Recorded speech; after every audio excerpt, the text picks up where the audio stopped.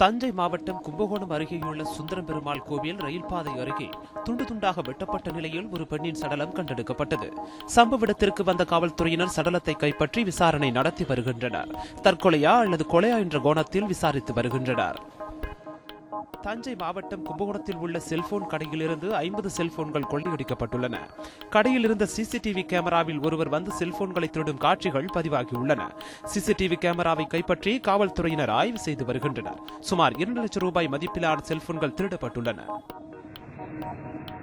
கன்னியாகுமரி மாவட்ட அரசு தோட்டக்கலைத்துறை மற்றும் வேளாண்மை துறை சார்பில் சுமார் 9 லட்சம் ரூபாய் மதிப்பீட்டில் விசை உழுவை எந்திரம் மற்றும் உழுவை எந்திரங்கள் 14 விவசாயிகளுக்கு மானியமாக வழங்கப்பட்டன.